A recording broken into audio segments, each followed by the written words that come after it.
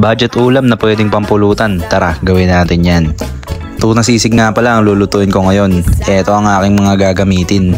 Simulan natin sa pagbukas ng lata at i-drain natin yung mantika ng tuna. Sunod naman, nagpainit na ako ng kawali at naglagay ako ng konting mantika. Mas okay kung meron kayong butter. Pero wala kaming butter kaya mantika na lang ginamit ko. Gisahin lang natin yung tuna muna. Tapos maya maya pwede na nating ilagay yung mga sibuyas pati na rin tong sili.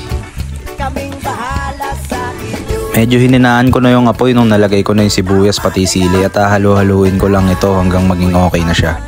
Naglagay na rin nga pala ako ng paminta pati na rin itlog.